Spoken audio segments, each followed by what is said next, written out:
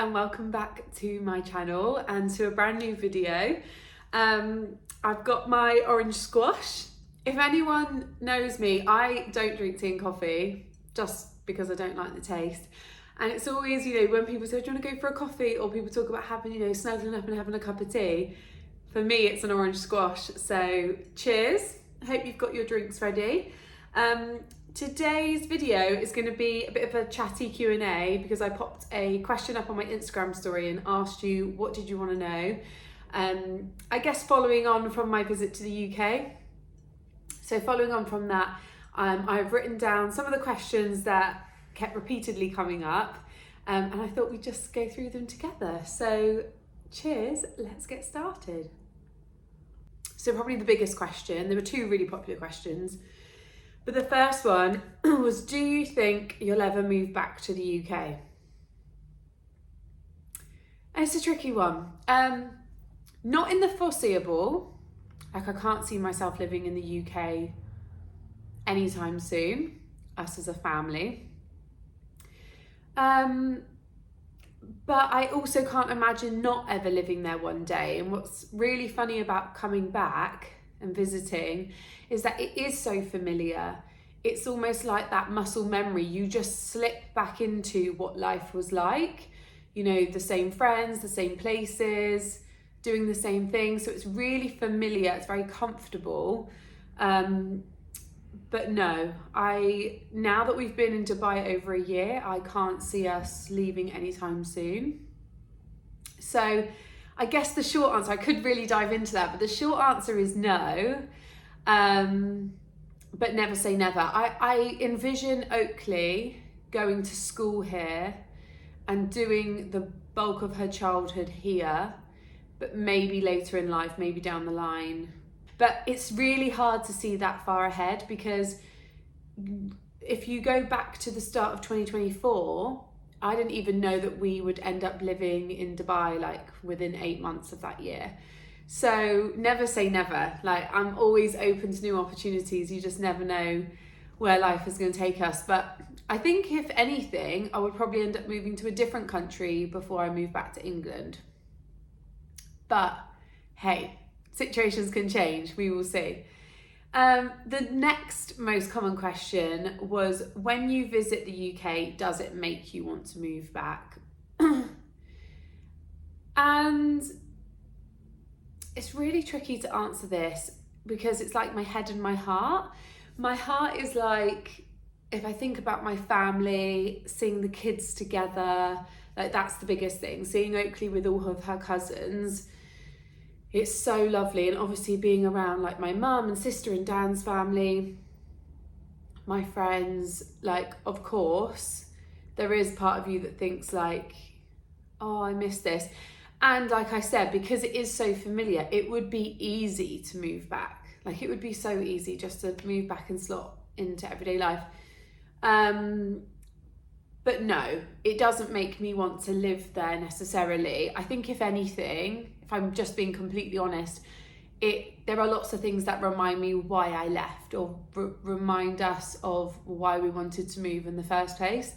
And I'm always very conscious of when I talk about this, not wanting to make anybody feel bad, not wanting anyone to feel like if they're raising their children there, if they are living in England, then I think that's rubbish and what I'm doing is right and what they're doing is wrong. That is not the case. I really believe that every parent, every person does what's best for them and their family, and that is unique to them and their needs and their desires. For example, we've made the decision to move to Dubai, and that so far has been the right decision for us, but that might be the wrong decision for another family. So I'm just very cautious if I don't anyone to ever think that when I talk about the pros of Dubai and the downside of the UK for us, that means your decision to live there perhaps is a bad one. It's absolutely not. I would never want anyone to feel a negative type of way when I talk about this. So I just want to start by saying that. But yeah, I think being in the UK, even just the smallest things the lack of things to do unless it's a beautiful sunny day, and even then you just rely on like being outside. I definitely noticed how much of our life was around drinking and TV. Like I feel like you either go out and drink, like socially, or you're at home watching TV. That's kind of the rut we had got into. Appreciate that might not be the case for everyone, and obviously it depends where you live. But yeah, just felt like life had got a bit like monotonous, and life is monotonous, don't get me wrong, but it had got a little bit mundane, and we just really felt like there's got to be more for us out there.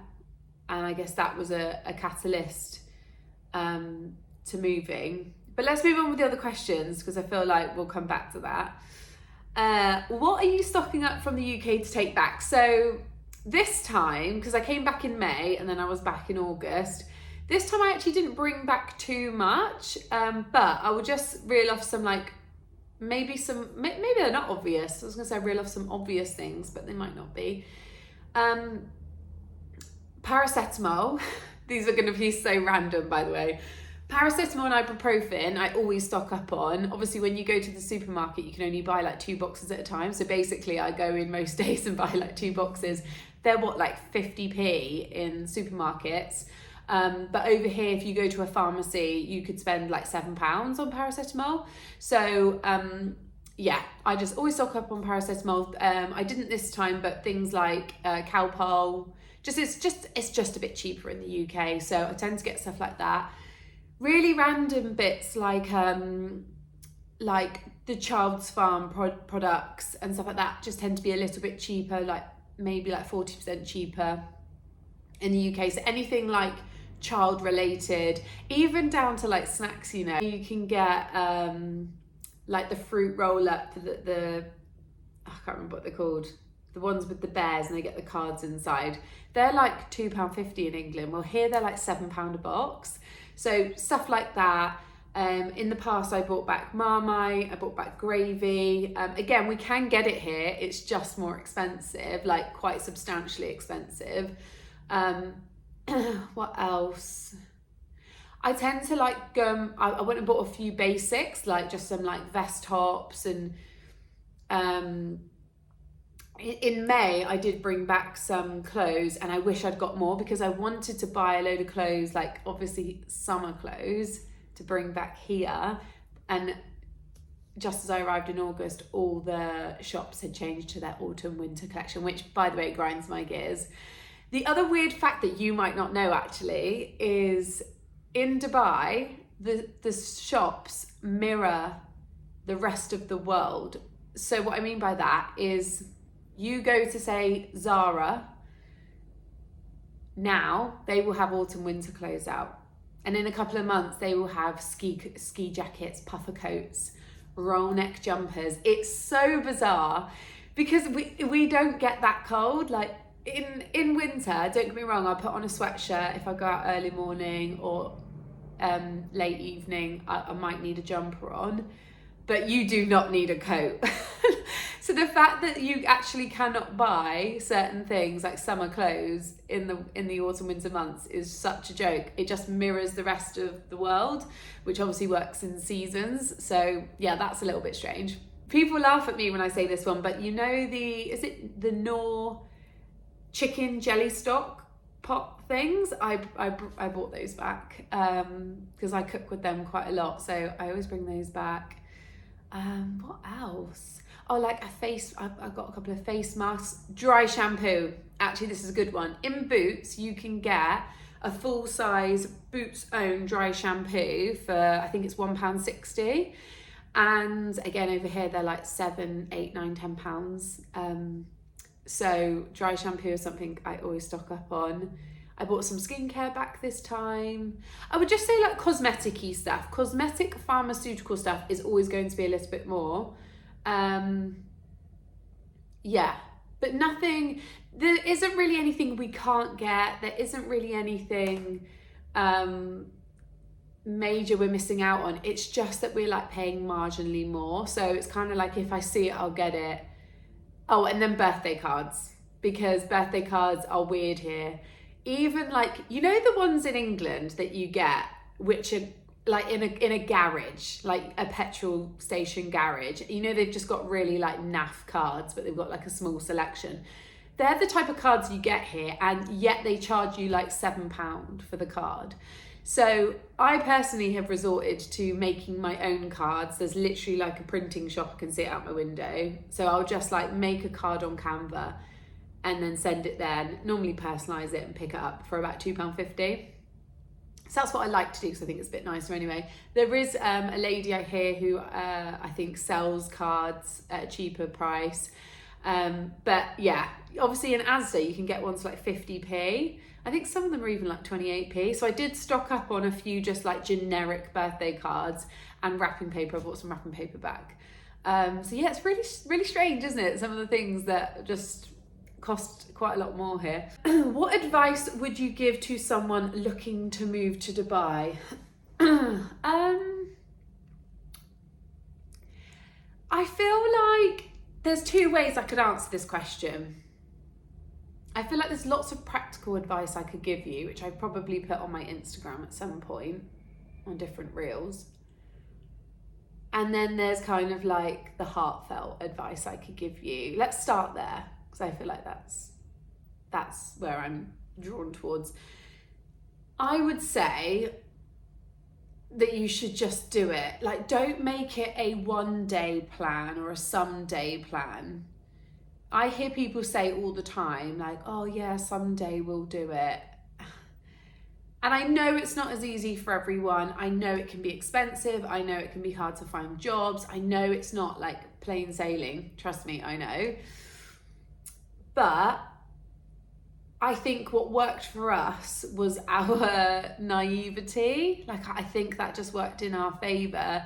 That yes, we did research. Yes, we like knew friends that were here and we got advice and spoke to people and joined groups and all those kind of things. But there was also a huge element of us that was so naive to the process, to what was going to be involved, to what was going to cost, to what life was going to be like. But that weirdly worked for us. And we kind of, there's that phrase like burn the boats. If you burn the boat, like you have to swim. And I feel like that's what happened with us. We just sort of like booked a one-way flight, moved here and did it. When we made the decision that moving to Dubai was what we wanted, and that came from a trip here last February, where we were like flying back going like, I've never been more upset to leave somewhere in my life. Like, I can't believe I have to go back to England. Like, that was this really overwhelming, like overpowering feeling that we had. We then went home, basically told our families that we wanted to move here, and we contacted an estate agent, put our house up for rent immediately because we didn't know how long that would take. And we let that guide us. And then the date that the tenants wanted to move in basically was the date that we booked a one-way flight. And then we just figured everything else once we were on the ground. We had a month's Airbnb booked. We had a 30-day visa. And we just went crazy to like Dan went job hunting so that he could secure us family visas. Got Oakley into a nursery, found somewhere to live, like just figured all the logistics and everything that comes with like getting your medical done, getting your Emirates ID, getting your driver's license. Like, there's so much. So I would say, back to my point, that you just have to like make the decision and then take action, because otherwise it's so easy to let time slip away. And I really do believe we left at such a good time, because Oakley being the age she was like 2 years 4 months. She was such a good age to take, because she was incredibly resilient, adaptable, and like she obviously wasn't in school yet. So that was a really good time. But I know so many people that have moved with older kids as well, so don't let that put you off. Like, so many, and I think if you've got older kids, they become part of the conversation, and you can really like get them on board and like get them invested in the new life that you want to create for your family. So I would say just do it. Like, don't make it a someday plan, make it like the day. like really do take action. And then I guess let's just do some practical tips. I think that if possible, it wasn't possible for us, but I think if possible, If you're in a typical family setting, I would send the husband, for example, over. This is what a few people have done. He'll go over like a month before, whether he is like applying for jobs or he's already got a job secured, and goes over and sets up, gets the Emirates ID sorted, gets like the house or apartment like ready, gets furniture sorted, so that you, if you've got children, you and the children can just move over. Like, I know a few people that have done that, and that does sound really great, and allows you to kind of set up with a lot less stress. I would make sure that you've got your certificates attested. I'm trying to think of all the mistakes I made. We didn't have our marriage certificate, birth certificate, stuff like that attested. So you need that, otherwise you'll find yourself having to post it back, which took us 4 weeks, and that delayed our visa, and then we had fines for overstaying before our Emirates ID came in. And I would maybe Airbnb for the first month, so that you can explore other communities. We actually did end up staying in the area that we did our Airbnb, but we drove around and we viewed other properties in different communities to check that we did like this one. We were just lucky that we did. I know for a lot of people, if your kids are in school, I've actually had conversations with a few people where they're like, oh yeah, I'm going to move to Dubai. I think I'm going to live in the marina. Oh, I think I'm going to live downtown. It's close to my husband's work. However, like, they've got children and the children go to school like somewhere else. So base where you live around your kids' school, I would say, because the school starts really, really early here. Some kids start school at 7:30. So depending if they're getting the bus or if you're driving them, some people leave the house at like 6:15 in the morning. Because traffic can be so bad. So that is something I would really take into consideration, like location needs to be near schools. To piggyback off that, the waiting lists for schools are crazy. Like, the school that I want Oakley to go to next year has already got a wait list, and you have to pay to be on that wait list. It's about £125 just to even have your name on there, and it doesn't guarantee you a spot. So I would really look at schools and don't like hesitate on that. I would look on YouTube at the different communities. So we live in Town Square, and someone amazingly had done a tour of Town Square, like driving around it with a camera. And that was so helpful for us to kind of see what it was gonna look like. And because yes, we'd been to Dubai before, we hadn't really been around many of the actual like communities where people live, as opposed to like the tourist spots.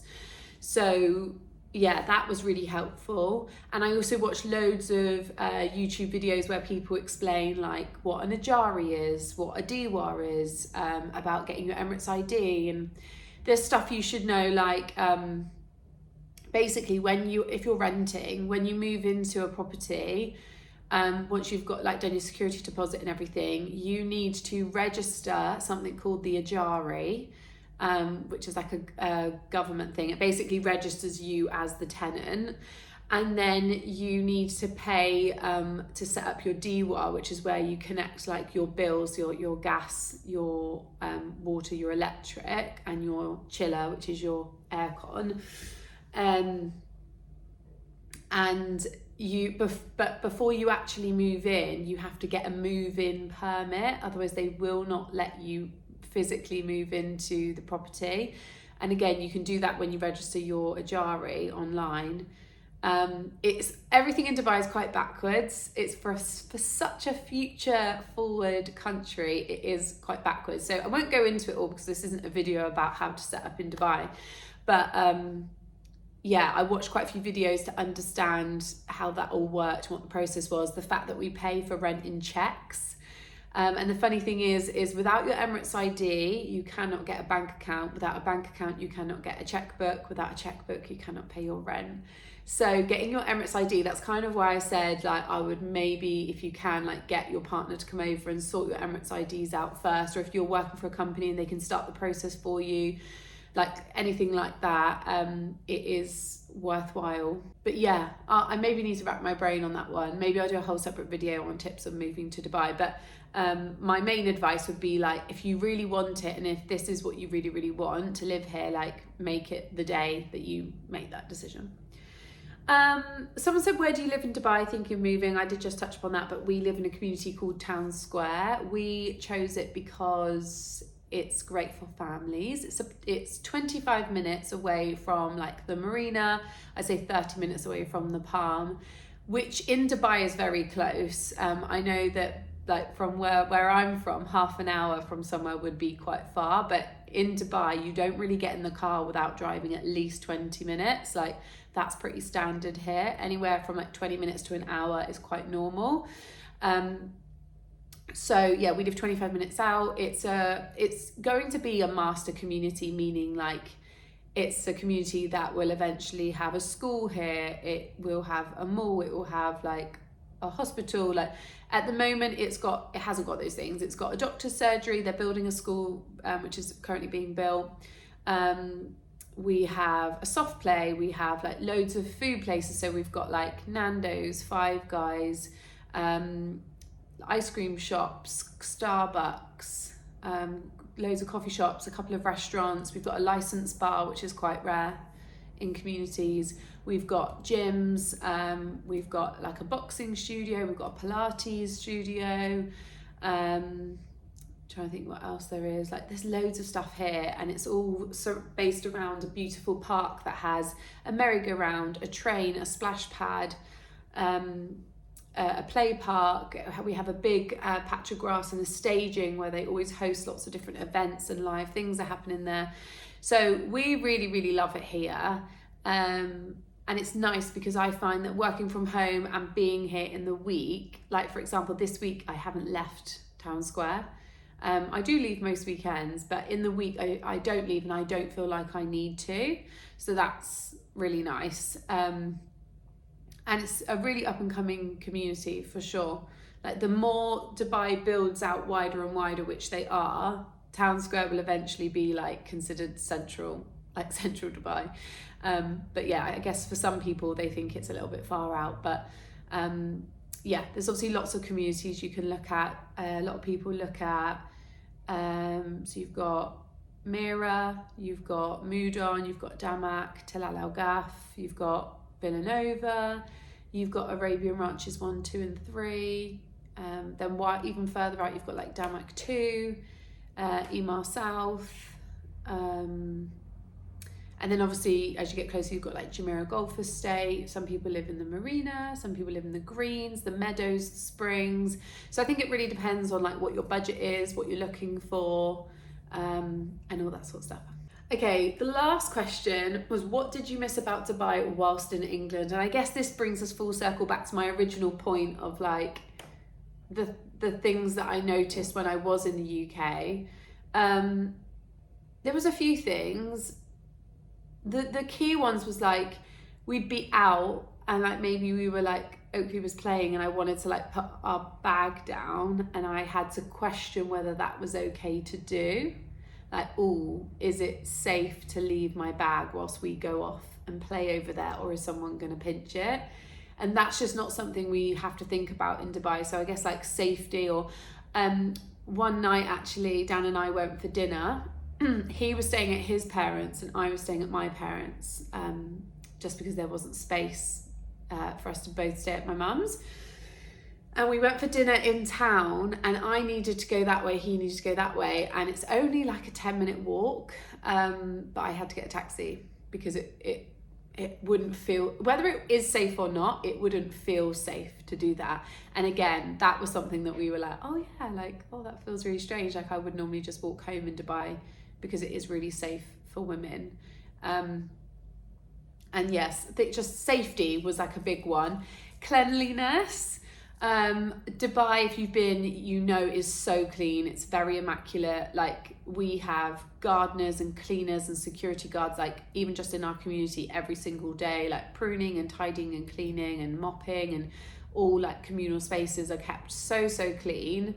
And they do have really high standards. I've talked on my Instagram before about the toilets here, how nice they are. Like, you go to one of the malls, I mean Dubai Mall in particular, the toilets in there are nicer than some hotels. Like, they are absolutely stunning, the way they're decorated, how clean they are, the way they're kept. And then I was at a public park and they had toilets that you had to pay to go into. I mean, it's only 20p, but I paid to go in it and it was disgusting. I was like, Oakley, don't touch anything. Like, literally don't touch anything. And I like hovered her over the toilet seat, and yeah, just stuff like that. That really stood out to me. I really missed just obviously the weather. Like, it's super hot here at the moment, so don't get me wrong. The UK weather in August was lovely and I actually can't complain. Like, we had such a nice time. It was so beautiful. But yeah, in all while, like, I'm missing palm trees. I just miss the things that there are to do. Like, we went on a couple of days out with my nephews and things, and with my nieces, and it was like trying to think of things to do. And don't get me wrong, we had such a lovely time. But in Dubai, it's like, oh, should we do this? Should we do this? Should we do this? Should we do this? Like, we have so many options, and we're very, very spoiled. Something I'm quite aware of actually with Oakley, because I feel like we do so much with her that she now has a bit of an expectation. It's something I'm very conscious of, like, as she gets older, that I just don't want her to be like, well, what's next? What's next? Because sometimes I do find that with her. We'll go and do something and then she'll go, what are we doing next? And I'm like, what? Like, we've just been to a theme park. Like, do you know what I mean? So I am conscious of that. I've talked to friends here about that sort of stuff. I think it's so important for kids to be bored. And we do have lots of time where we are just at home and she's playing, and, you know, we have lazy days. So don't get me wrong, we do that. But when we do go out, I'm very conscious of, like, making sure she knows, like, I guess how lucky she is, and that, like, I don't know, it's really hard at her age to kind of comprehend that. And to make her understand. I guess that will come as she gets a little bit older. But yeah, that's something I really missed from being in the UK, like, of how much choice there was to do. And there are so many times that we're in Dubai and we're like, oh, my nephews would love that. Or like, oh, imagine, like, all the cousins, like, playing together doing this. Like, I know how much they would love it. It would be my dream to have all of them out here. One day, hopefully. So yeah, they were the main things, but I really didn't expect this video to be like a whole Dubai series, but they were the main questions. I guess it makes sense because I just been back to the UK. So yeah, if you have any other questions, they do not need to be Dubai related, pop them below and I will see you in the next video.